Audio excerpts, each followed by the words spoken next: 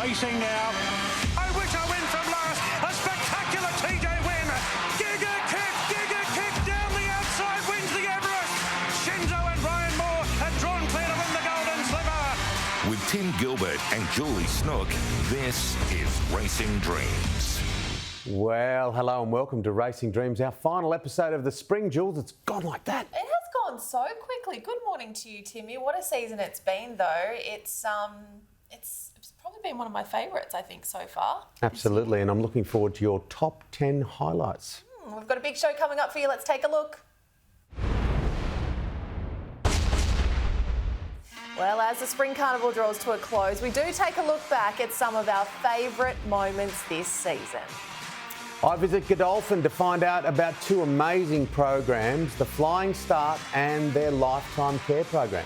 And we are back at Newmarket, the home of horse racing, where Timmy catches up with the man who ran Godolphin worldwide for 22 years, Mr. John Ferguson. Brought to you by Bet365. Chances are you're about to lose. Well, what a week of racing we've had. It continues today with the last day of the Melbourne Cup Carnival, Timmy. Also at Rosehill Gardens, it is Five Diamonds Ladies' Day. Joining us for the final time, he's had a cracking season one, hasn't he? Shano Cass. When I say season one, it's been his first full season. He's in the Daily Telly newsroom. A big day at Rosehill, Shano. Yeah, morning Tim, morning Julie. Yeah, well the Carnival's just about getting close to finishing, but we've only got a $2 million race today, only $2 million. That's all we're looking at after all these huge races we've had. We've got another Bonza prize money for these Five Diamonds horses. They're all the 5-year-olds. It's the culmination of the series that we have for the 2-year-olds, the 3-year-olds, the 4-year-olds, and now, as I say, the 5-year-olds. The favourite is a Queenslander, a horse called Antino. Look, he was pretty unlucky down there in Melbourne his last few starts, but he's back here in Sydney. He's got a beautiful draw, barrier 2. Sam Clipperton to ride. I think the punters are suggesting that he's probably going to get the run of the race, hence why he's $2.90, which I thought was pretty short there, guys, because he's got some real competition there. Obviously, Palmetto's coming through the Five Diamonds Prelude. Kathy O'Hara to ride again. He was pretty impressive. And then we've got the other horse, Democracy Manifest, who beat Palmetto in the Cameron. So, look, I don't think it's a slam dunk there for the Queenslander. But, look, he's won 9 out of 12. He's a pretty fair horse. And if he gets the right sort of run, he's going to be very hard to run down in the straight. Yeah, looking at images of him during the week when he arrived here in Sydney, he looks absolutely sensational. But, you know, Kathy O'Hara, she's having quite a season as well. We're looking at Palmetto here. A big opportunity for her coming off the back of the Five Diamonds Prelude. Kathy also won the Epsom, so she's gone through an incredible spring. Tommy Berry has also been another jockey that's come back in amazing form since his little stint on the sidelines. Tommy rode the winner last year of the first Five Diamonds in Ellsberg. He's on a backmarker this time in Waterford. But look, the way Waterford's been finding the line, Tommy Berry could be in line for back-to-back Five Diamonds. But look, it's a very open race. Probably with the big field run of the race stuff will do it, and the best ride might bring the right horse home. Huge week in Melbourne, of course, without a fight. Waltz to victory in the Melbourne Cup. Final day of the Melbourne Cup Carnival. Alligator Blood. Jerry Harvey was very excited about getting a place in the Cox Plate. What about Alligator Blood? Two big races there today. Of course, Alligator Blood will be up against Mr. Brightside. Yeah, he seems to be, well, a bit of a nemesis for the horse. Well, certainly they're great rivals. I was looking at his record today, Timmy, Alligator Blood. He's had 4 starts at the Flemington Mile for 2 wins and 2 placings. And they're both Group 1s, those wins. And one of those races was this race last year. And he hasn't lost any form. If anything, he's just getting tougher and tougher and tougher. You have to admire Alligator Blood. He's such a bulldog. He puts himself in the race the whole time. He never lays down. I'd love to see him win. He's getting close to $10 million in prize money, which is just extraordinary because, he may not go down as a champion, but a horse that's winning 7 and 8 Group 1s and not done with yet, he's got to be right up there with some of the really terrific horses of the last sort of 20 or 30 years. So it'll be very hard to beat there today, but he's got a real adversary there in Mr. Brightside, who's just a quality horse over the mile. This is going to be one hell of a race. And back here in Sydney, we've also got the $1 Million Inglis Golden Gift. Of course, this is an important one for the Golden Slipper and the Queen of the Track herself, Gay Waterhouse, Adrian Bott. They've got the favourite in Shangri-La Express. Yeah, $1 million race again. A lot of these horses are only having their first start, and in fact, there's only one horse in this race that has won, and that's the horse that you mentioned, Shangri-La Express. If you have a look at the horse's win, by gee, looks like Octagonal. He's not by Octagonal, but his dam is a daughter of Lonhro, and of course, the way he stretched out there, he ran the fastest last 200 of the whole day, and he looked to be doing it quite comfortably. He's a real racehorse, this one, and he's $2.20 to win today with Bet365, and interestingly, they've got a market out for the Golden Slipper, which is still 133 days away, and he is the favourite. So look, he's $13 favourite for that race. I suggest that won't be around if he happens to win the Golden Gift in the same sort of style that he won the Kirkham. So look, he's drawn wide. That's the only problem. But with these Waterhouse Bott horses, we know that they can fly the gates. If he gets across and he doesn't have too much pressure applied, he might beat these pretty easily again. You've been a bit rocks and diamonds with your tips, you really have. But I know your bosses watch. What have you got for us today? Well, look, I've got to go on the big race, the 5 Diamonds. It's a great field. I think this favourite, as good as he is, I think he's a bit short. I'm with Democracy Manifest from the Chris Wallace stable. Nashville Willow goes on today. Nash has only ridden the horse once before. By G got the timing right, and that's what this horse needs, just to get him to the outside, hope for a good pace and finish off, because he will do that. So I'll go Democracy Manifest for the last tip of the year. Well, there you go. Shane O'Cass, it has been our absolute pleasure having you on Racing Dreams this season. You've been a standout. Oh, yes, thanks so much, Julie. Thanks, Tim. Good luck to everybody. Well done. We'll give you a few weeks off. Thanks, Shana. Thank you. Brought to you by Bet365. What's gambling really costing you? There's been so many incredible highlights from this season of Racing Dreams, Jules. Yeah, let's take a look back at our top 10 favourite moments of spring for 2023.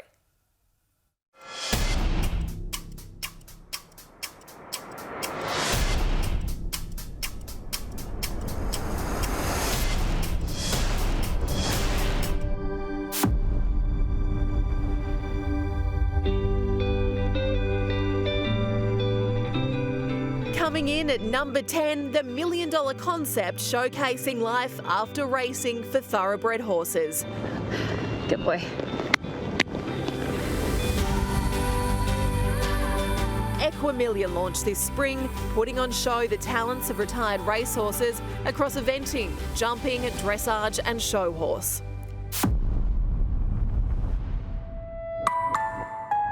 Small in stature, but big in heart. The National Pony Racing Series launched as well, helping create awareness of career opportunities within the thoroughbred industry. The new series is a collaboration across 5 states and will see the finalists at Randwick during the Autumn Carnival.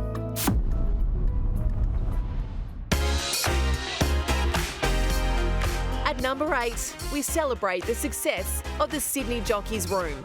Tommy Berry is back in the saddle where he belongs after a lengthy riding ban. Apprentice jockey Zach Lloyd wrote himself into the record books, taking home the prestigious Bart Cummings medal. Kathy O'Hara has been in career best form with an Epsom and 5 Diamonds prelude, while Rachel King became the first female jockey to win the Coolmore Stakes on board Osmosis. And of course, there's James McDonald claiming the Cox Plate and the Victorian Derby.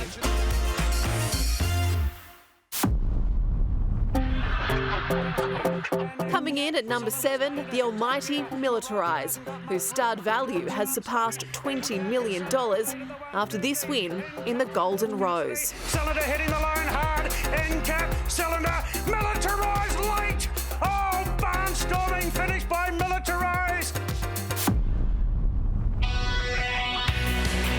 Racing now. And then there's the star of the future. Gay Waterhouse and Adrian Bott trained Espionage, who won the stallion-making Breeders' Plate for James Harron.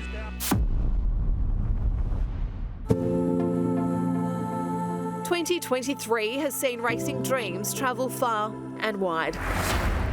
We visited the rolling hills of New Zealand to explore some of the country's finest studs. From the history of Rich Hill to the new beginnings of Elsdon Park, the awe-inspiring creations of Cambridge, and the heart and soul of Waikato.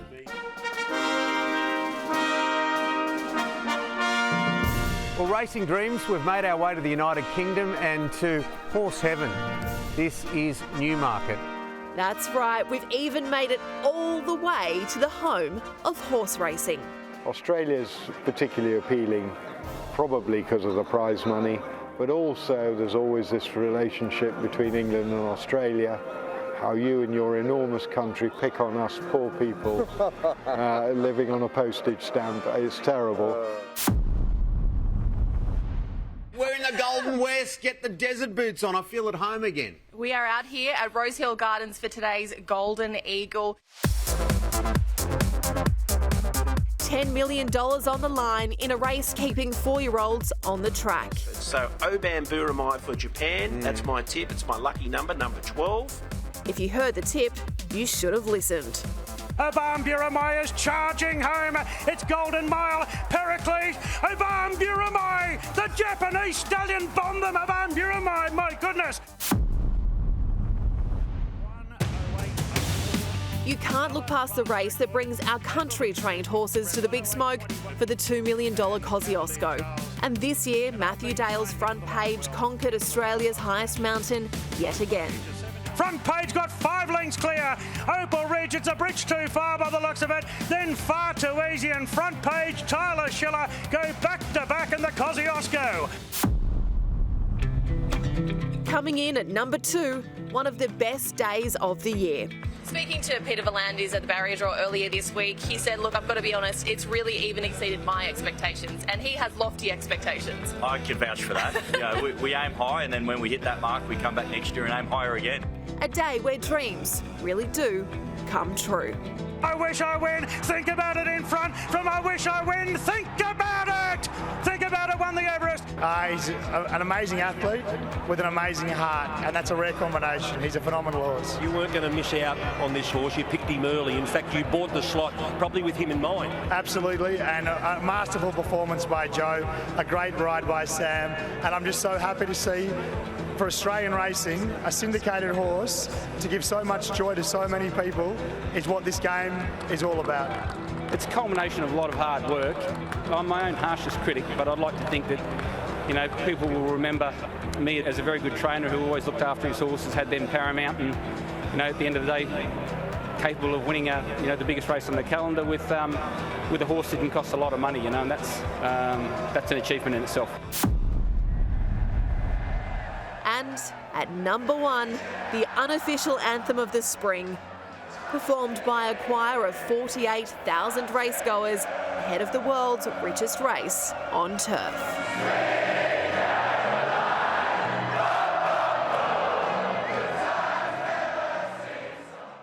Oh, yes, what a lovely put-together package, Jules. It was an extraordinary 3 months that we have seen here on Racing Dreams, and we say it every week, they do come true, and that certainly was the case on Tuesday for 29-year-old trainer Sarah Ryan. In just her second year as a trainer, Sarah took out the big dance with 5-year-old gelding Attractable, and it looks like the pair joined us this morning. Good morning to you, Sarah.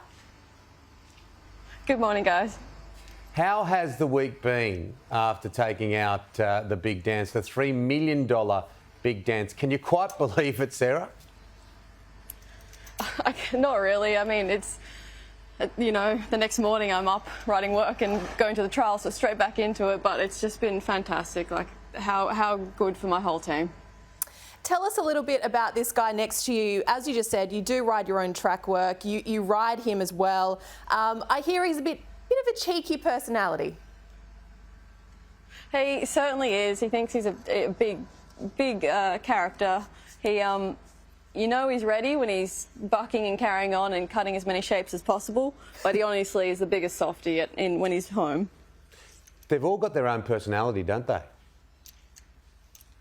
They certainly do, and I do think that the really good ones, they all have a little bit of something. So tell us a little bit about the preparation heading into to Tuesday's race. When did your preparation with him start? Well, the preparation starts as soon as he won the Coffs Cup. We had to look at how many weeks we had till the big dance, and then you work out what your plan is with the horse. My initial plan was to have the big dance being third up, so we were going the Alan Brown and then the 5 Diamonds Prelude, and then into the big dance. But he ran an absolute ripper of a race in the Ellen Brown, and I just knew that he put his heart on the line, and I didn't want him to do it again and then have to do it again in 2 weeks' time. So we trialled him in between the Ellen Brown and the big dance, and that seemed to work a treat. Can you tell us your story, Sarah? Because plenty of people don't know it. You're only 29 years of age. You've only been training horses for 2 years, and you're almost an accidental horse trainer in a way. Yeah, very much so. I used to manage, or I still do, and pre-train all the horses for Domeland. I look after their property in Kulnura, and I had done for 5 years. And they came to me and said, would I, train a couple of horses for them in-house? And I wasn't going to say no. And it just kind of snowballed from there. And Mark Newnham and me were the 2 last trainers. And when he moved over to Hong Kong, everything came into my name. So how many horses have you got in work now? How many horses are you training? Well, I've got 17 on course at Wyong, and then I have another 20 up at the farm. Where does this guy go next? We are going to go to the Ingham. I think I'll give him the same sort of prep, 4 weeks between runs, and we'll see whether we can get him into the Doncaster. Oh, that'd be... Oh, look at that right there. We've got a little bit of silverware with him this morning as well. Yes, no, he's very, very proud of himself, that's for sure. Can you tell us a little bit about Domeland, because they're a big organisation and they've put a lot of faith in you? Yeah, they certainly have. They have been in the racing game for a long time. They had a very good horse called Northern Drake. It came second in the Cox Plate to Might and Powers back in the day, and they were quiet there for a little while, but about 6 years ago they started back racing here, and I hope they have all the success.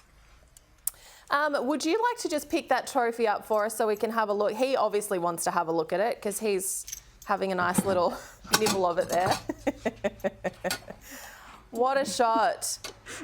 Congratulations to you and the team, Sarah. It's just such a great story. That's such a beautiful shot as well. It's such a great story. And we saw the raw emotion from you as well after that race. It obviously meant a lot to you. Yeah, no, it certainly did. I mean, it was a huge achievement by the whole entire team. And, we've been planning it for so long, and it's just so amazing that we managed to pull it off. Yeah, congratulations. What a cracking start to no doubt a long career, Sarah. Thank you, and thank you to your little mate there, the comedian, for joining us this morning. Thank you, guys.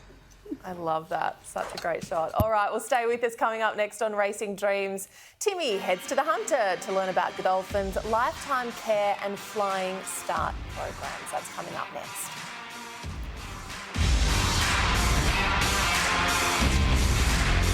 It is great to have your company this Saturday morning. There was an amazing atmosphere at Royal Randwick on Tuesday for the big dance, Jules. Along with the little dance and the barn dance, it's quickly become another key focus of the spring. Joining us from Racing New South Wales is, look, I don't want to say I have favourites, but here's one of my favourites. Mark Brassel, good morning. Thank you kindly. You just never know what you're going to get. Well, it's nice and cosy to be in a studio for once instead of out at the Randwick stables where the breeze was blowing and a dog's cracking bones within earshot. It's a little bit easier in here. It was good TV, though. It was great TV. Now, the question that is top of mind to me before we start talking about today being the final day of the carnival, are you still on a perfect record in this show, or have you bum? The one I tipped the other day with the milk carton thrown against the face, she was in the sun too long and I think the milk curdled, so...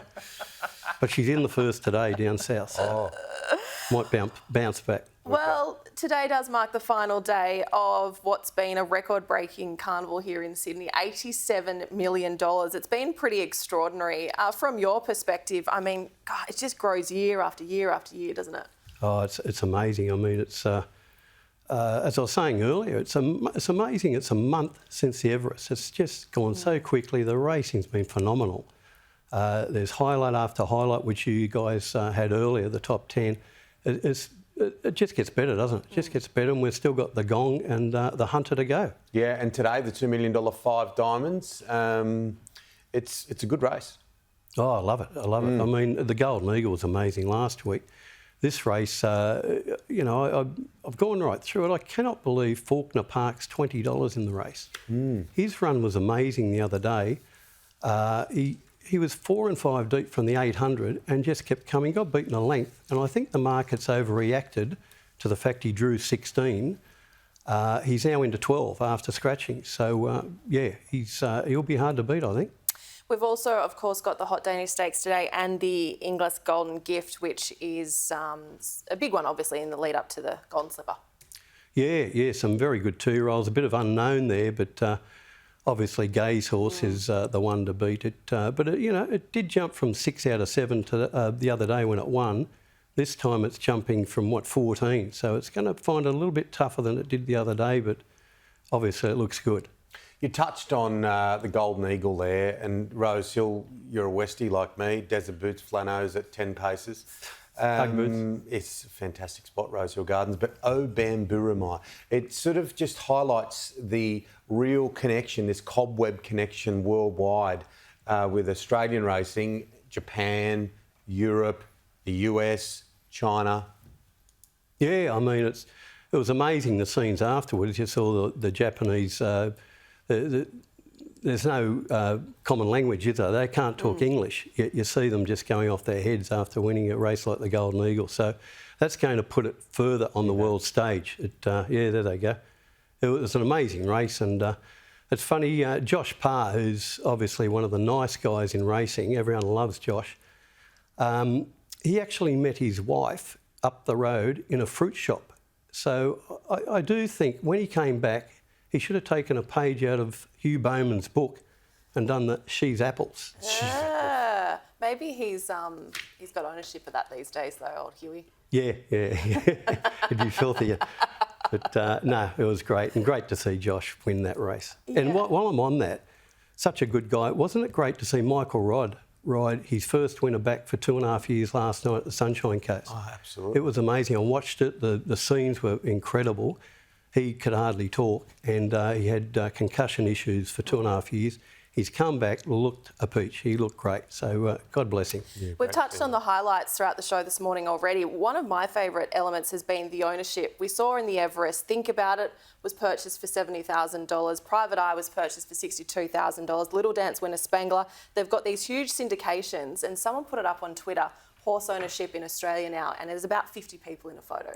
It's just a sign of how far and how much times have changed, essentially. Anyone, as Timmy likes to say, the butcher, the baker, the candlestick maker, can be involved in horse ownership here. It has, you know, retirees, they're all in it, and it gives the little person, obviously, a chance. I mean, I was going through that Just Fine the other day that she's won 3 out of 4. He's won 3 out of 4. Formerly owned by the Queen. King Charles. And the Queen and the... Yeah. Do you know he was purchased for $600,000 Australian? He's now returned $660,000. Wow. So they've virtually got their capital and they've got a free horse going. There's $2,500 in one of those syndicates in that horse. So that just shows you. Yeah, absolutely. Quick tip. Faulkner Park. Absolutely. 20 to 1. 20 to 1.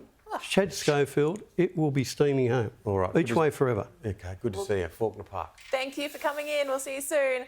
Well, who could forget Godolphin's mighty Osborne Bulls on the racetrack? He's still making people smile in his life after racing as well. Shortly we'll find out the latest on him and we'll meet his little friend Rosie. Yeah, little Shetland pony. Absolutely wonderful, that little cracking partnership.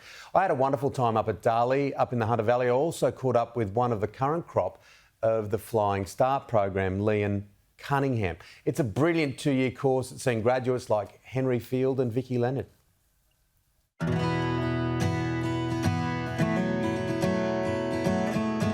So Liam, what's it like being part of the Godolphin Flying Start program?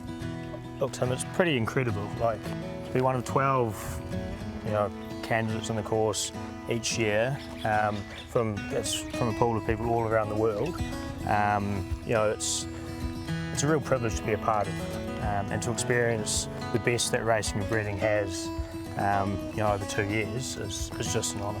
Must be a real sense of pride when you know that the goal of this program is to have the future of this industry, the future leaders, future captains of this wonderful industry. Yeah, absolutely. I mean, it's sort of, look, that's what this course aims to provide, is the tools to, you know, go on, you know, start businesses or do whatever, you know, direction you want to go in, and, you know, ultimately leave the industry in a better place for the next generation to come. What's it like having that badge over your heart? It's like that's one of the biggest brands. Godolphin is one of the biggest brands in this industry anywhere in the world. Yeah, absolutely. It's a real privilege to be a part of.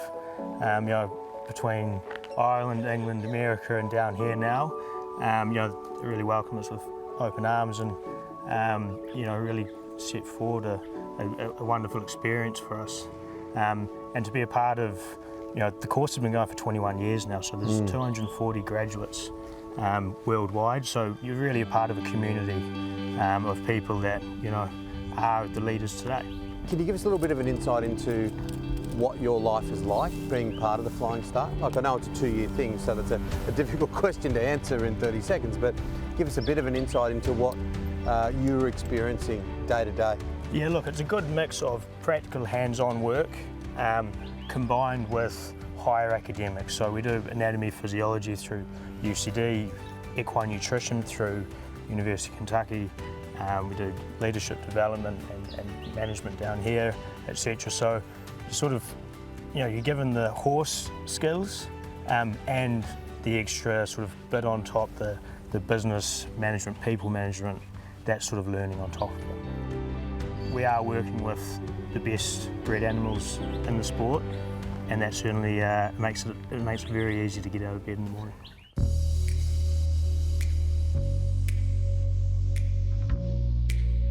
Osborne Bull swept to the front now inside the 50 from Miss Q and Special Missile, and Osborne Bulls is home. Wins it by a length and a half to Miss Q. But Osborne Bulls is getting a run now. It's Slowburn in front. Osborne Bulls goes to it, finishes best. Osborne Bulls got up to win it. So Laurie, he's a beautiful big guy, isn't he, Osborne Bull? You've been around him a lot. What about his impact on other people? I used to work here at Kelvinside at Godolphin, and prior to that was a big fan of him as a racehorse. He hadn't even really hit his heights then. He was incredibly tough and honest, and then when he came here to the spelling department at Kelvinside where I was working at the time, it was like a celebrity turning up for me. And yeah, that's sort of where my affinity with him continued. And fast forward a couple of years when I got the phone call from Taylor, who looks after the rehoming program, to offer him to me through the Lifetime Care program. They knew I loved him. I cried and then very quickly said yes. And yeah, he came to live with me a few weeks later. I still pinch myself every day that Osborne Bulls lives with me, and you know, he can be such a buff head at home, and then he's done some great things off the track in the community as well, so it's quite incredible. He's got such a catchy name too. It's almost like a Broadway name. He had a lot of seconds, 5 seconds in Group 1s, and that flying finish in the Everest where Tommy Berry took him on the outside. And down the outside is Osborne Bulls. It's a name that's sort of up in lights, and I think a lot of people remember him for that, and I think Bulls is pretty apt because he was incredibly tough and strong, and I know he became known as the punter's pal when he was racing as well because he was so honest. What about when you took him to the retirement village? What did you see in the eyes of those people? It was joy to bring them a lot of memories. A lot of the people that were in the aged care home were local, so they'd grown up around Scone and some of them had worked on horse studs, ridden horses, and had lots to do with horses, whether it be thoroughbreds or other horses. So it was really beautiful, and he was incredibly well behaved. Rosie as well loved it. They were just getting a constant supply of carrots and apples and pats, and they did great. I saw this incredible side of him at the aged care facility, and similarly at home. You know, when my grandma comes to visit, he just turns on the charm. It's really quite fantastic. And the Godolphin Lifetime Care program's a ripper, isn't it? Oh, Fantastic. It's wonderful, and you know, I'm genuinely really proud to be involved with it. I think, you know, Godolphin are doing amazing things in the industry, and to have a horse of his calibre with me and being able to get out into the community and promote the thoroughbred and their versatility. Yeah, he's not doing show jumping or eventing, but bringing joy to people in the community is super valuable, and it just shows you know, how incredibly versatile they are.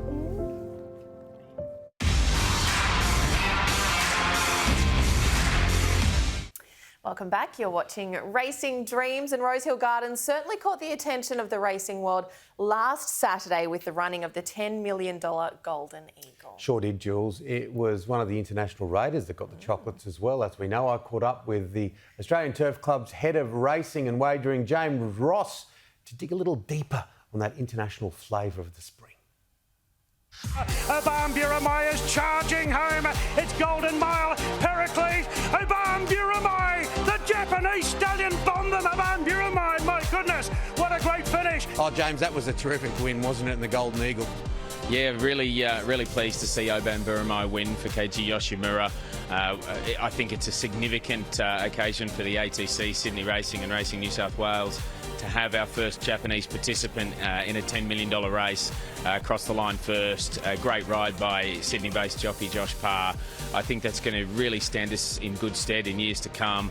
And it's been a race that right from the outset has been on the map for the Japanese. I definitely know Gran Alegria, Lord of Sion were horses that were targeting the race. And to see a long-range plan come off and to see people so grateful to participate in Sydney racing, I think it's very satisfying for all. Oh, absolutely. Now, we see Morris stand at Arrowfield, Hitotsu now standing at Arrowfield. This link between Australian and Japanese racing just getting tighter and tighter all the time. It has, yeah. I think we're very thankful for Arrowfield Stud and their willingness to bring down some of the best quality Japanese bloodstock in the world. Maurice has been a real revelation, and I think in years to come we'll see him featuring all the way through Derbies and Oaks. But look, it's been a long-range plan for us in Sydney.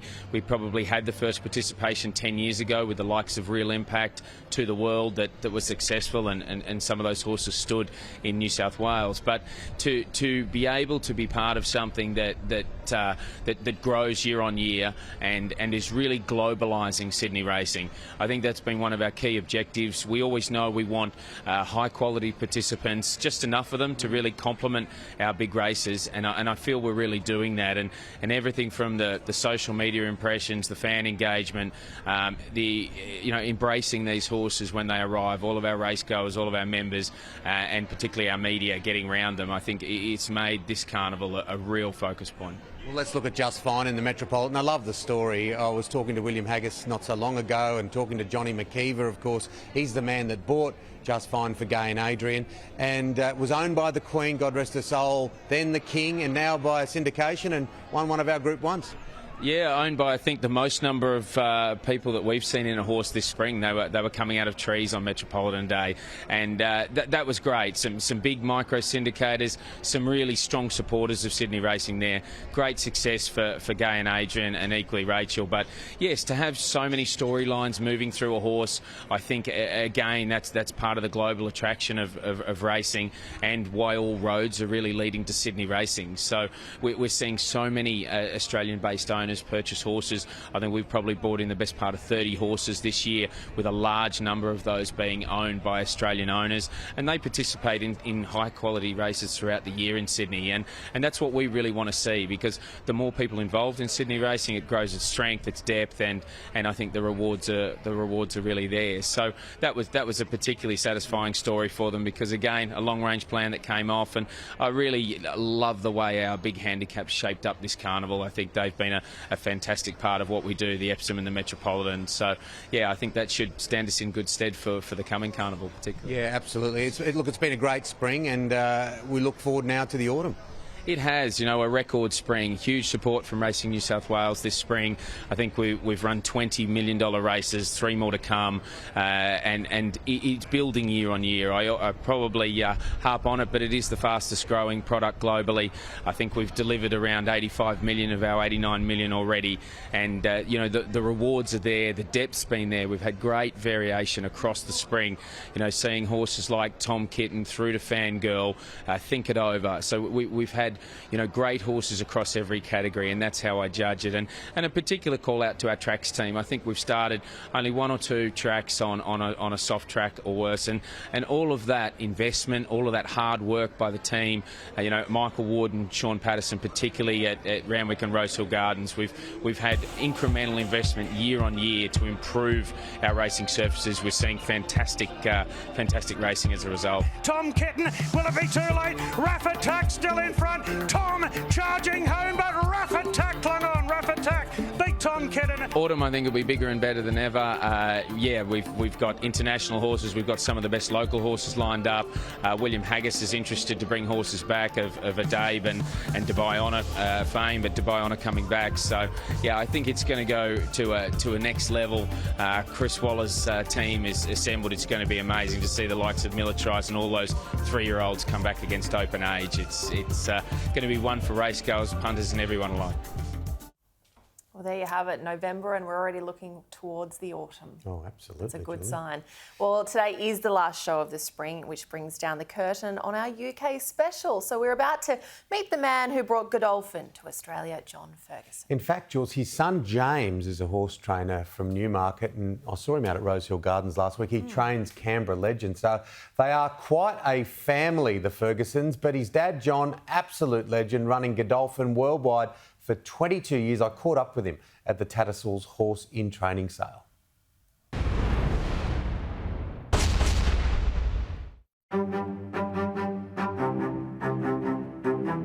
Well, our racing dreams here in Newmarket in the North London continues, and of course this is where racing began, 1645, a fair few years ago. It is horse heaven, absolutely amazing, and we're about to be joined by one of the number one when it comes to horse people anywhere in the world. John Ferguson, how are you? Very well indeed, great to see you, great to see you here. Yeah, well, it's great to be here, and of course it's where to start with someone like you. I will first begin with that historical edge, because it was 1645. It was, and the reason, it's ridiculous really, but the reason why racing started here was because King Charles fell in love with rather a lovely lady called Nell Gwyn. Few King Charleses back. Exactly, exactly, King Charles I. And he fell in love with Nell Gwyn, and she had a house here in Newmarket, so he brought his stables here as an excuse to be here. And funnily enough, there are 2 race courses in Newmarket, the Rowley Mile and the July course. And the Rowley Mile is named the Rowley Mile after King Charles's hack, who was called Rowley. And since then, racing has developed and the studs have developed. And there are now 2,300 racehorses trained in the town of Newmarket. And I believe it's the only town in the world where horses still have the right of way over cars, which make it a bit special and make people understand how seriously we take this sport in this town. And that's wonderful, and my wife would love that. We have horses in our backyard, former racehorses that she retrains, and they do need their pride of place, and they are just majestic animals. We say it every story, but it's important, and I like getting people's reflection, particularly someone like yourself who's been in this their whole life. Yeah, absolutely, and no, you're right, they are beautiful, and I regard myself as incredibly lucky that, we breed racehorses. We occasionally own racehorses. My son trains racehorses. We're around them, and they're the most beautiful creatures, and to spend one's life with them is incredibly fortunate. 22 years with a Godolphin. You ran it worldwide. You started it all in Australia. We have recently been up at Darley, at Kelvinside. Just an amazing business. Oh, absolutely. Again, a fascinating time. Obviously, I got to know Australia through my old friend John Massara and the late great Philip Esplin. When I first went to Australia in the 80s, it was Standing Rancher and Prego and horses like that. And then in 1989, I was lucky enough to be asked to negotiate the deal with Juddmonte to buy Danehill. Wow. Who was, one of the special fathers of racing in Australia and breeding in Australia. And so had a real love affair with Australia from that moment onwards. And then one thing led to another. I started working for Johnny Marr, who was a trainer in Australia and worked for Kerry Packer and people like that, and Lloyd Williams, who was very, very good to me in my early days. And ended up, luckily, being able to suggest to Sheikh Mohammed that we move Godolphin down to Australia from a point of view of standing stallions there and creating a broodmare band, and there was no one more willing to do it than Sheikh Mohammed. What about the relationship between this part of the world and Australia? It's incredibly important, I mean, there are some wonderful people, and the one thing I find about Australia, is the enthusiasm and the fact that Australians by nature, the glass is half full. And if you want to be in horse racing, having the glass half full is very, very important. Because it is about dreams, and that's a great name for your program. You know, it is about dreams, but sometimes dreams become a reality.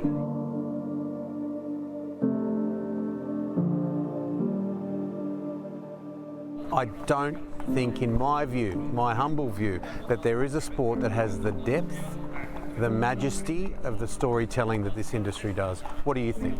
Well, I think there's certainly no shortage of stories, and as I said, wonderful stories, wonderful traditions, and really for me, you know, you look at racing and breeding in Australia, and you see how far it's come in the last 25 to 30 years.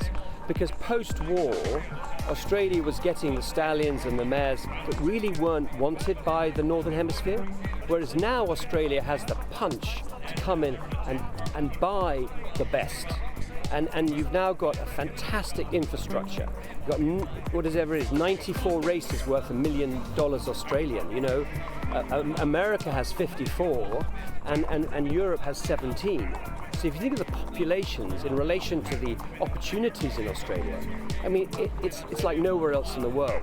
But the wonderful thing about it is you're not just taking the prize money, you're reinvesting in bloodstock and getting some of the very best bloodstock to come to Australia, which ultimately is what matters, is having the quality.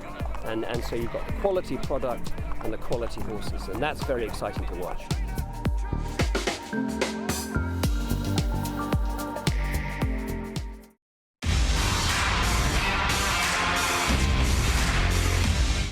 Alrighty, for the final time this season, the male model from Miranda, Julie. Oh, Brad Gray, good morning to you. Good morning, guys. Doesn't time fly? So it didn't seem that long ago we were kicking off the carnival, and here we are at the end. So it's now my responsibility to end it with a few fireworks. Yeah, no pressure at all. Well, racing... Start letting the bungers go off, my friend. You've only got a few minutes.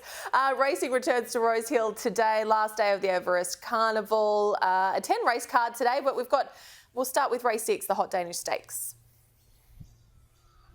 Yeah, we do have a few features. So the Hot Danish is for the mares, of course, 1,400 metres, and I've gone with a roughie in this race, Dalcini, for Lee and Cherie Curtis. Now, I know her conviction is that she's just won the 1 from the 20 starts, but she's going as well as any of these mares in this race. Barrier 1, Jay Ford, smokes the pipe up the fence, and if she sees daylight at the right time, I think she's got the turn of foot to put herself right there. So at around $15, $16, I thought she was one of the better gambles across the day. What about race 7, Inglis Golden Gift?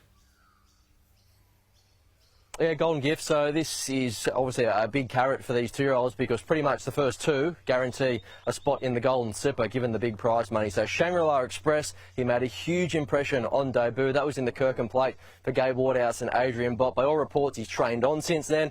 Now, Barrier, a wide gate Rose Hill 1,100 metres, that terrifies most punters. So I think we're going to know our fate in the first couple of 100 metres. But if he can get across, I think he'll make a statement, and the whispers are that he is a proper 2-year-old. So I know Regan Bayliss has so much confidence in this horse. If he makes a statement today, he'll be a firm favourite for the Golden Slipper. And we know who can train 2-year-olds well. Gay Waterhouse, there's a reason she's got 7 slippers. Yes, absolutely right. So you can do silly things and follow Gay with her 2-year-olds. We know she gets them ready and they go straight to the front. Catch me if you can, make your own luck. What do you think of race 8, the 5 Diamonds? Yeah, it's our feature today. So the 5 Diamonds, of course, for the 5-year-olds. Now, the Tony Gollan trained Antino has been very popular with punters. I can see why. He's raced without luck at his past couple. Fantastic last start in Melbourne behind Prowess. And even though he was beaten, he should have won. Even though the depth of his form is second to none. Maps to get the right run. He is the horse to beat. If you don't like them that short, and he is around $2.50, have something on Huyamel. Maybe even take the Quinoa. So this is a horse that comes back from the Caulfield Cup where he rode a brutal speed. They went too fast out in front and he knocked up to finish out the back. We know the form through the Caulfields Cup is great. The winner of that went on to win the Melbourne Cup, and again, trained by Gabe Waterhouse and Adrian Bott. So Antino is the horse to beat, but Huyamel I thought was the best roughie. Yeah, Huyamel again now to the informed Bott Waterhouse stable of an amazing spring. All right, let's have a look at this graphic and go through everything you've got, including a couple of roughies. Yes, so Antino, I've made the best bet. Golden Gift, of course, Shangri-La Express, Dalcini in the Hot Danish, and a roughie for the highway is Raj Nish, trained by Cameron Crockett. Now, 1,400 metres looks right. He's got a bit of weight. We've got Jason Collar in the saddle, and he's another horse that will go forward, make his own luck, and I'd be very surprised if he's not fighting out the finish, again, at double-figure odds. So a few there for us to get stuck into. Well, just quickly before we let you go for the final time this season, what's been your highlight of spring 2023? Yeah, where do we start? Our front page, he was fantastic going back-to-back, wasn't he, in the Kosciuszko, straight to the front. He ran really fast time. He's a horse that they've had to patch up throughout his career, but when he's on song, he's absolutely dynamite. A couple of other quick ones. The Metrop, I love that battle in the straight there between Spirit Ridge and Just Fine when they duked it out. And an honourable mention to Fangirl. I know she played second fiddle to Enemo for much of her career, but her win in the King Charles was certainly memorable. Absolutely. Well, good on you, Brad, and happy punting, mate, today. You've been a rock for this program, as we know, through the course of it, and you get back to your modelling days as well, my friend. Thank you, guys. All right, Brad, see you soon. A big thank you, of course, to all our sponsors for their support, particularly Racing New South Wales, Arrowfield, Bet365, and all the others there as well. Yeah, absolutely. New Haven Park, wonderful Godolphin, thank you, and to all those New Zealand studs. What an incredible time we had in New Zealand, so thank you so much for your support. It's been a big spring. It is definitely sprung. Have a wonderful Saturday. We'll see you soon. See you.